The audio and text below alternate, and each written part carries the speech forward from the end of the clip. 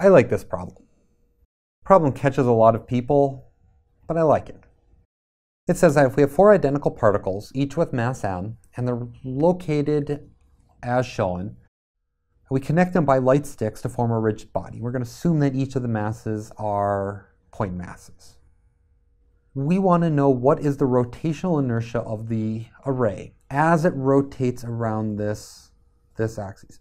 So I know that my rotation, my omega, is in the upward direction because of the right-hand rule. It's rotating in and out of the page like this.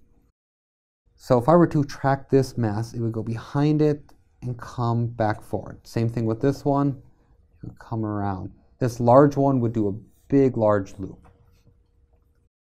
So I know that my moment of inertia, my total moment of inertia, is equal to the mass of each object times the radius it's away square. So I'm going to look at each of the 4 masses, mass 1, mass 2, mass 3, and mass 4, and I'm going to ask what's the distance it's away square, and then I'm going to add up each of these terms. So I is equal to m1 r1 squared plus m2 r2 squared plus m3 r3 squared plus m4 r4 squared. And let's call this 1, this 2, this 3, and that 4. Well, I know that all the masses are the same. They each have the same mass. So that's just mass times r1 squared plus r2 squared plus r3 squared plus r4 squared. So when I look at this, this is going to be 2 kilograms. And each of these lengths is a. So I have to ask myself, what's the distance r1 is away? We remember that we measure r1 from the axis of rotation. This axis of rotation right here, r1 measures that far away. So r1 is a distance of a plus a, 2a, so 2 meters. We're going to square this value.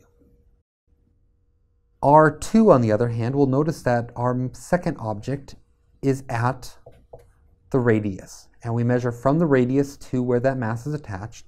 So this is 0 meters squared.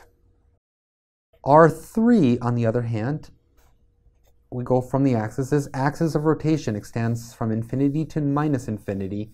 So its rotation axis is straight out from it. So this is R3. It's a distance of a away. So this is 1 meter squared. And hopefully you can guess that R4 is a distance of 1 meter away as well. We go from the axis of rotation to where the 4th mass is attached. That's a distance of a over quantity squared. So that's equal to 2 times 4 plus 1 plus 1. And it's kilograms meters squared. So I get to the end, I see that this is 6 times 2, this is 12 kilogram meters squared. So my choice B is the correct answer. So this only works this way because we're rotating around this axis. So we have to figure out what is our rotation axis before. If this were to rotate in this direction, it would be a different moment of inertia, potentially. If it were to rotate around the center line right here, and the 2 masses on the outside just rotate, so we spin it kind of like a top, then it works a different way. If we rotate it around this axis, and all 4 of them rotate around us, something like this, then it's going to be a different moment of inertia. So our moment of inertia is very much determined by how we're rotating around what axes.